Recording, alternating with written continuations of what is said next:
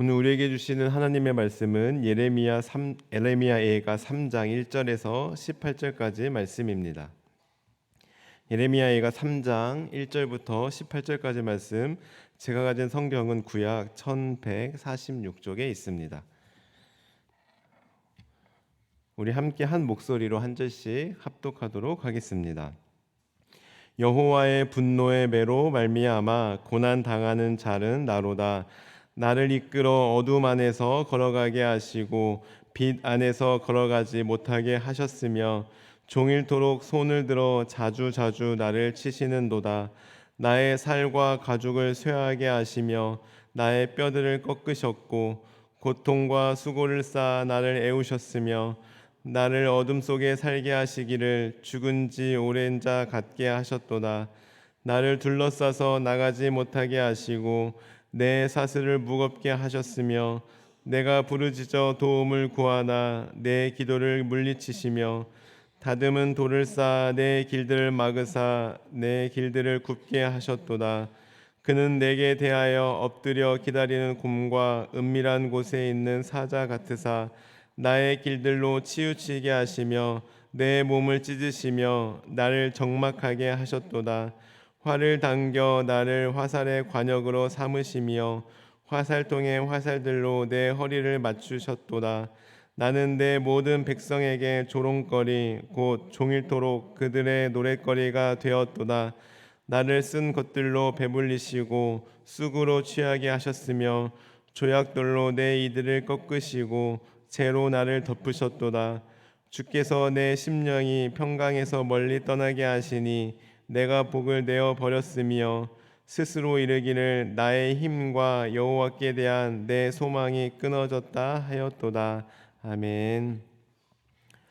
우리 함께 살펴보고 있는 우리 예레미야 예가서는 남유다 말기 즈음하여 수치스러운 역사의 격동기를 하나님의 선지자로 삼았던 이 예레미야가 선민 역사의 최대 굴욕이고 참사였던 예루살렘 패망 직후에 쓴 노래들의 모음집입니다. 그래서 총 5개로 되어 있는데요.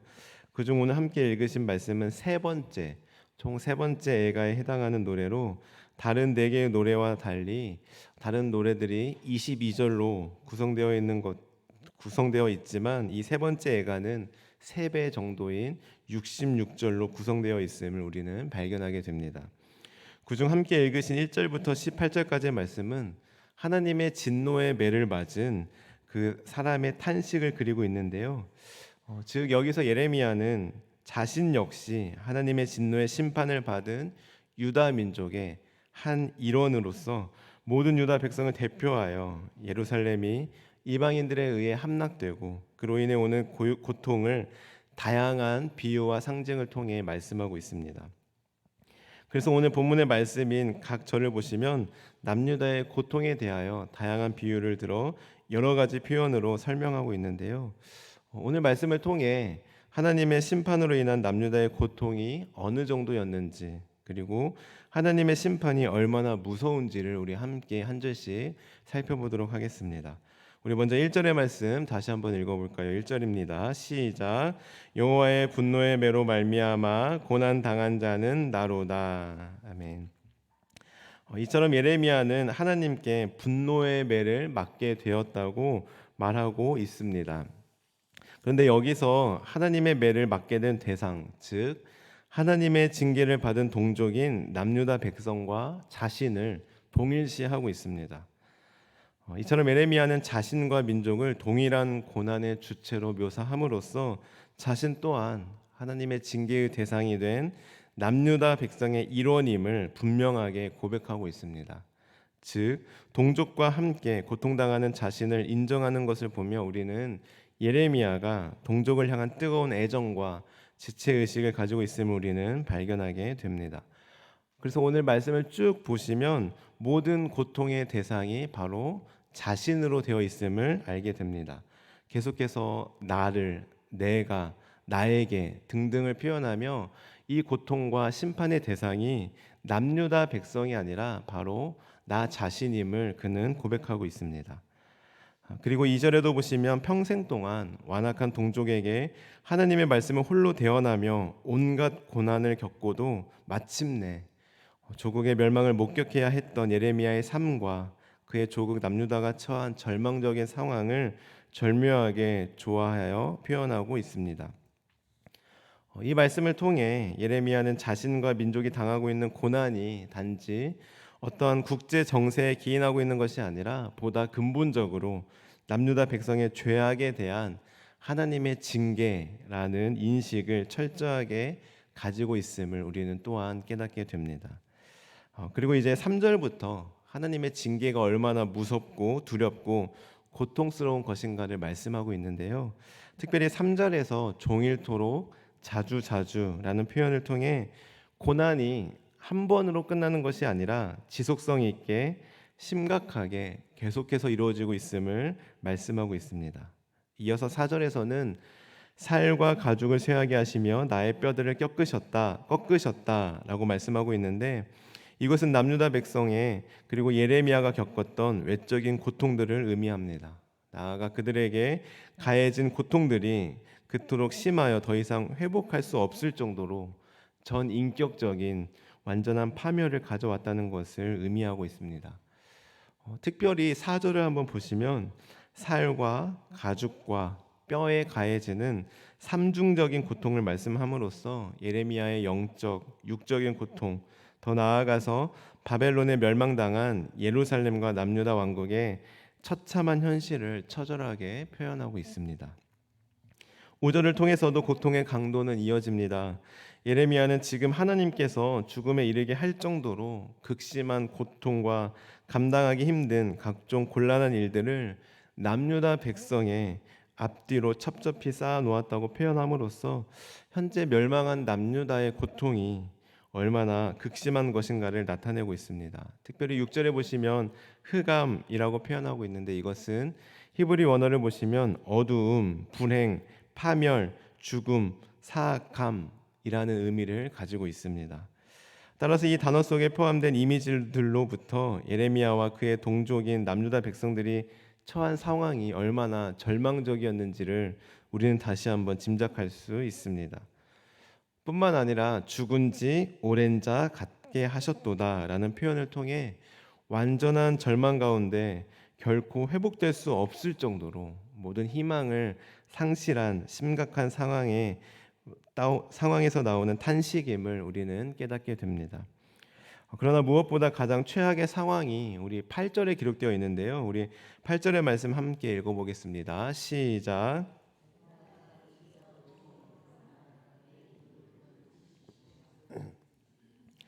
즉 하나님께 도움을 호소할 수 있는 기도마저 막힌 최악의 상황이 이르렀음을 예레미야는 탄식하고 있습니다. 하나님께서는 견딜 수 없이 극심한 고통을 당하여 몸부림치고 있는 이 백성들의 절규와 기도에 귀를 막아버리신 것입니다. 생각해 보십시오. 누구나 다 어려움은 있을 수 있고 누구나 다 문제와 고난은 고민은 있기 마련입니다. 그러나 소망이 없다면, 하나님께 기도할 수 없다면, 아니 내가 기도해도 하나님이 듣지 아니하시고 귀를 막으신다니 이 얼마나 절망적인 최악의 상황입니까? 아무런 희망이 없는 겁니다. 사람은 아무리 힘들어도 아무리 고통스러워도 희망이 있다면, 소망이 있다면 버틸 수 있습니다.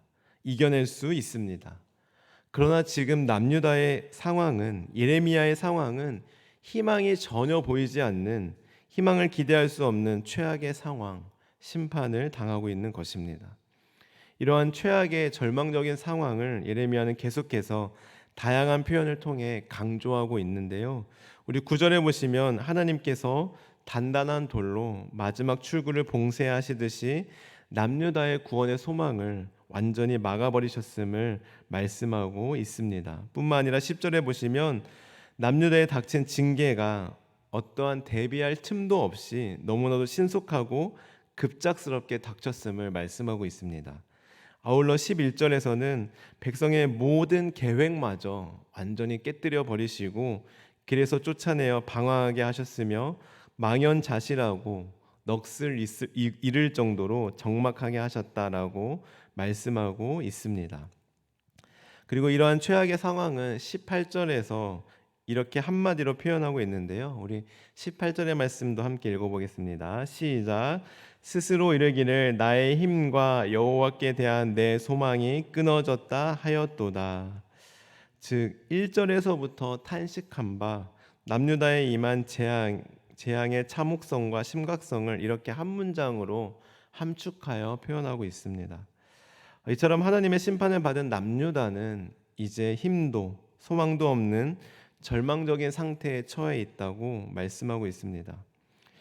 어떻습니까? 우리는 지금까지 1절부터 18절까지 말씀을 통해 남유다와 예레미야의 상황이 하나님께 받은 심판과 벌이 얼마나 참혹하고 무서운 것인가를 다양한 표현을 통해 살펴보았습니다. 그렇다면 이 말씀을 통해 여러분은 어떤 생각이 드십니까? 저는 오늘 말씀을 묵상하면서 하나님의 심판은 정말 무섭구나, 하나님 화나게 하면 정말 안 되겠구나라는 생각을 하게 되었습니다. 그런데 그 전에 저는 예레미야 애가, 즉 예레미야의 슬픈 노래라는 제목처럼 오늘 말씀을 통해 예레미야의 심정, 예레미야의 마음이 느껴졌습니다. 즉 같은 민족, 동족인 남유다가 받은 심판을 보며 꼴 좋다, 쌤통이다, 그러니까 내가 경고했을 때 내 말 들었어야지 하면서 생각하는 것이 아니라 같이 고통을 느끼고 있는 예레미야의 심정이 느껴졌습니다. 지금 예레미야는 남유다의 심판과 그로 인한 고통을 보며 참 안타깝다, 안 됐네, 불쌍하다 정도로 이야기하고 있는 게 아닙니다.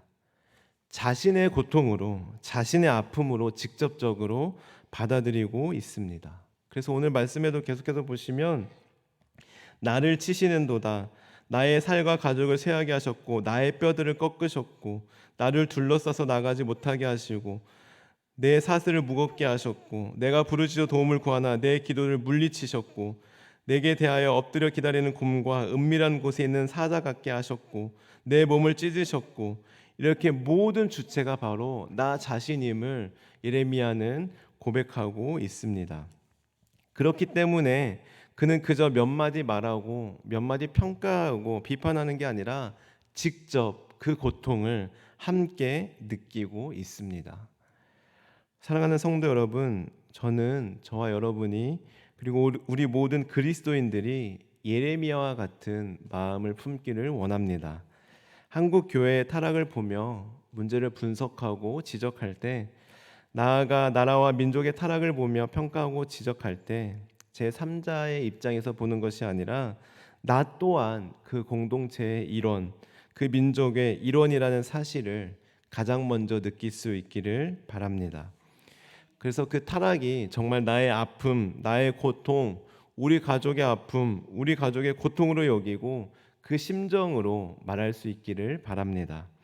그냥 안타까운 정도 말고요, 오늘 말씀의 에레미야처럼 뼈를 깎는 고통의 심정으로, 정말 한국 교회를 생각하면, 나라와 민족을 생각하면 눈물이 왈칵 쏟아지고 잠이 안 올 정도로 간절한 마음이 우리 안에 있기를 소원합니다.